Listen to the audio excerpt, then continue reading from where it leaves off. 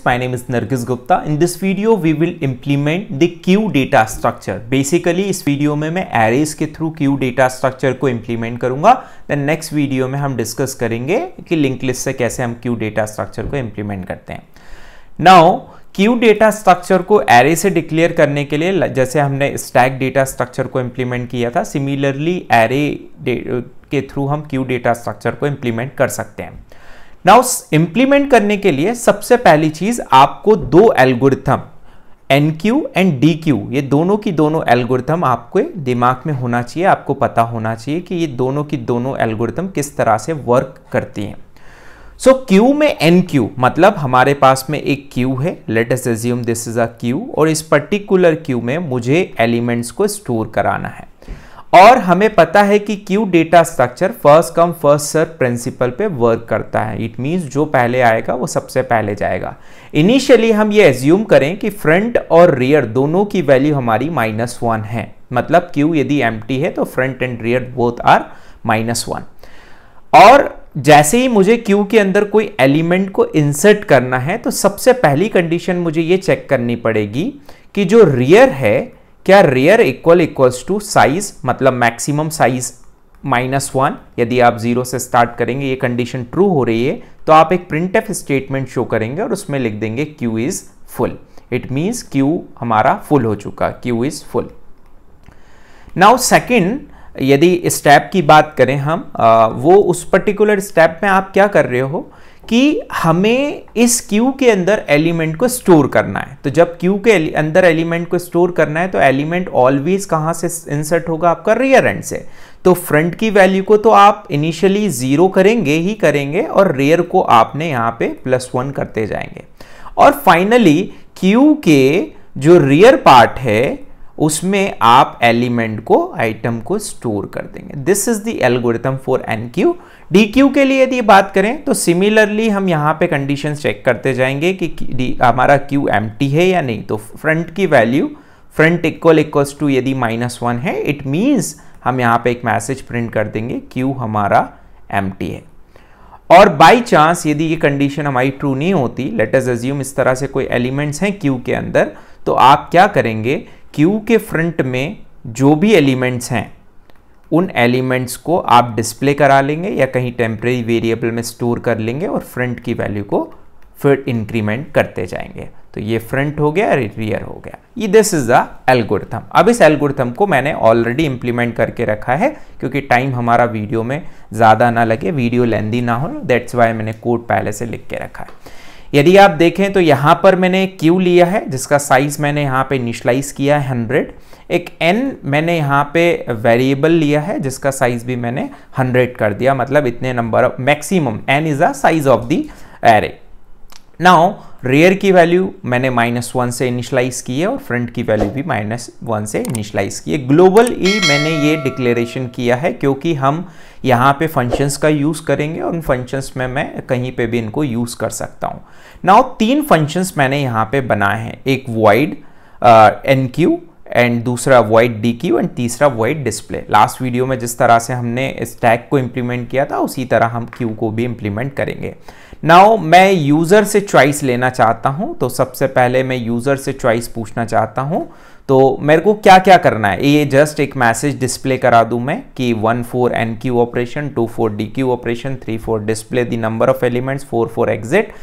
तो और ये मैंने यूज़र से चॉइसेस एंटर करवा ली. यूज़र से चॉइस एंटर कराने के बाद में मैंने स्विच केस को यूज़ किया. स्विच केस में केस नंबर 1 एनक्यू को कॉल किया, एनक्यू को मैंने यहाँ पे डिक्लेयर किया, डीक्यू को डिक्लेयर किया और डिस्प्ले को डिक्लेयर किया. फंक्शन में 3 चीज़ें होती हैं, डिक्लेरेशन, कॉलिंग एंड डेफिनेशन. तो ये डिक्लेरेशन पार्ट हो गया मेरा, ये कॉलिंग वाला पार्ट हो गया. एनक्यू को कॉल करूंगा केस नंबर 1, यदि 1 प्रेस करते हैं तो एनक्यू कॉल होगा, 2 प्रेस करते हैं तो डीक्यू कॉल होगा, 3 प्रेस करते हैं तो डिस्प्ले कॉल होगा, 4 प्रेस करते हैं तो एग्जिट हमारा कॉल होगा. और इसके अलावा कोई भी नंबर हम कीबोर्ड से प्रेस करेंगे तो वो इनवैलिड चॉइस होगी. तो ये हमने टोटल केसेस बना लिए. अब सबसे पहले मैंने एनक्यू ऑपरेशन को कॉल किया, तो मैं एनक्यू पे आ जाता हूं और जो एल्गोरिथम हमने अभी यहां पर देखिए इस पर्टिकुलर एल्गोरिथम को मैंने यहां पर इंप्लीमेंट कर दिया है. नाउ आइटम ले लिया मैंने एलिमेंट को, सबसे पहली कंडीशन चेक की, रियर इक्वल्स टू n-1, मतलब साइज -1 यदि है तो आप बोल सकते हैं कि क्यू आपका ओवरफ्लो हो गया। एल्स वाले पार्ट में आपने क्या किया था, फ्रंट की value if front equals to -1 है, यदि ये कंडीशन ट्रू है तो फ्रंट की वैल्यू को बाई चांस, पहली कंडीशन आपने क्या लगा दी यहाँ पे, यदि आप देखें तो रियर इक्वल्स टू -1, तो यहाँ पे यदि ये कंडीशन ट्रू हो जाती है तो आप बोल देंगे कि क्यू आपका ओवरफ्लो है, इट मीन्स क्यू आपका फुल है। एल्स वाले पार्ट में यदि फ्रंट इक्वल्स टू -1 है, मतलब ये कह सकते हैं कि आप एलिमेंट हमारे यहाँ पर अवेलेबल नहीं है, तो उस केस में हम क्या करेंगे यहाँ पर कि फ्रंट की वैल्यू को इंक्रीमेंट करेंगे। ठीक, फ्रंट की वैल्यू को इंक्रीमेंट करने, अब ये फ्रंट इक्वल्स टू -1 चेक करने की यदि ज़रूरत नहीं है यहाँ पे, क्योंकि एलिमेंट्स आप ऑलरेडी यदि बढ़ाते जाएंगे तो फ्रंट की वैल्यू आपकी चेंज होती जाएगी। ठीक है, तो यहाँ से यदि आप इस स्टेटमेंट को हटा भी देते हैं तो कोई प्रॉब्लम की बात नहीं है, इस काम को करने की ज़रूरत आपको नहीं है। तो अभी मैंने क्या किया, एल्स वाले पार्ट में फ्रंट की वैल्यू को इंक्रीमेंट किया और यहाँ पर मैंने प्रिंट एफ कर दिया, एंटर दी एलिमेंट इन जो आप क्यू में इंसर्ट करना चाहते हैं, और एलिमेंट को मैंने यूजर से ले लिया। और इंसर्शन कहाँ पे परफॉर्म होता है, ऑलवेज क्यू के रियर पार्ट में, तो रियर की वैल्यू को इंक्रीमेंट किया एज पर एल्गोरिथम। मैंने क्या किया, रियर की वैल्यू को इंक्रीमेंट किया, क्यू को फ्रंट को 0 पे सेट किया और उसके बाद में रियर की वैल्यू को इंक्रीमेंट किया और क्यू के रियर में आइटम को सेट कर दिया। तो यहां पर यदि आप देखें तो आइटम को क्यू के रियर में आपने डाल दिया, तो ये हो गया आपका NQ operation. Now second choice में हमने DQ को कॉल किया, तो DQ पे आता हूं मैं। DQ के लिए सबसे पहली चीज आपको दो चीजें चेक करनी पड़ेगी। पहला, फ्रंट इक्वल्स टू, यदि आपका -1 है, ये वाली कंडीशन, और दूसरी कंडीशन ये जैसे आप DQ करने जा रहे हैं तो यहाँ पे लेट सपोज रियर है और यहाँ ही पे फ्रंट है, तो ये एलिमेंट तो डिस्प्ले हो गया। जैसे ही फ्रंट की वैल्यू आपकी बढ़ गई और रियर की वैल्यू आपकी कम हो गई, तो इस केस में आपको क्या करना पड़ेगा, इस केस में आपको ये बोलना पड़ेगा कि क्यू आपका एम्प्टी हो गया है। तो फ्रंट इक्वल्स टू -1, और क्योंकि दोनों में और ऑपरेशन मैंने यूज किया है, दोनों में से कोई भी कंडीशन ट्रू होती है, फ्रंट की वैल्यू ग्रेटर देन रियर हो जाती है, तो क्यू आपका एम्प्टी है। एल्स वाले पार्ट में आते हैं, तो एल्स वाले पार्ट में यदि आप देखोगे तो एलिमेंट डिलीटेड फ्रॉम क्यू, तो सबसे पहली चीज मैंने क्या किया, स्टोर करके रख लिया। ये वाला काम जो हमने किया था यहाँ पे, ये वाला काम मैंने यहाँ पे लिख दिया, मतलब प्रिंट करा दिया, जस्ट एक मैसेज डिस्प्ले करा दिया कि जो भी पर्टिकुलर एलिमेंट डिलीट किया है इस क्यू के फ्रंट में वो डिस्प्ले हो जाए और फ्रंट की वैल्यू को इंक्रीमेंट करते जाए। तो ये हो गया आपका DQ की एल्गोरिथम। नाउ डिस्प्ले कराना है, सिंपल सा डिस्प्ले है। यदि फ्रंट की वैल्यू -1 है, इट मीन्स आप क्यू एम्प्टी है, और यदि ऐसी सिचुएशन नहीं है तो आपने क्या किया, क्यू के फ्रंट से रियर तक के एलिमेंट को चलाना है आपको। तो फ्रंट, लेट सपोज यहाँ पे मेरे पास ये 10 है या 20 है या 30 है या 40 है, तो ये फ्रंट है, ये रियर है, तो फ्रंट से स्टार्ट करूंगा, लूप कहां तक चलेगा, मेरा रियर तक चलेगा, तो क्यू के रियर तक मेरी लूप चलती जा रही है और उसको मैं डिस्प्ले करता जा रहा हूं। So this is the program for implement the queue operation, NQ, DQ and display को परफॉर्म करना है। अब इसको एग्जीक्यूट करके देख लेते हैं हम कि प्रॉपर हमारा प्रोग्राम चल रहा है या नहीं।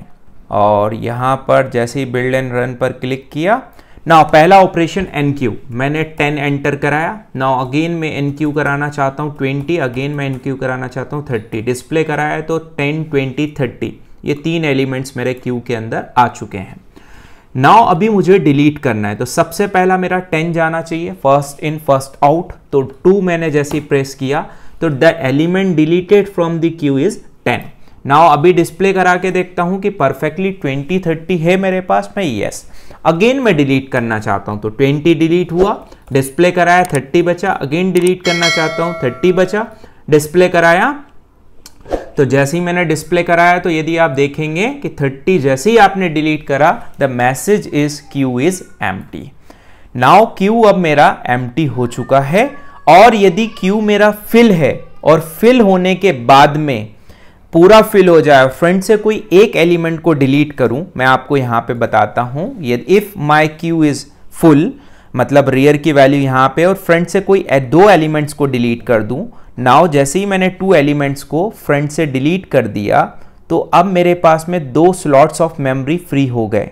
2 स्लॉट्स ऑफ मेमोरी मेरे पास में स्टिल फ्री है, but still I can't insert the new element, क्योंकि जो इंसर्शन में जो कंडीशन है रेयर इक्वल्स टू मैक्स -1 वो ट्रू हो जाएगी। तो this is the biggest drawback with simple queue. इस ड्रॉबैक को आपने रिजॉल्व किया with the help of a circular queue. In next video we will implement the circular queue algorithm. Thank you so much.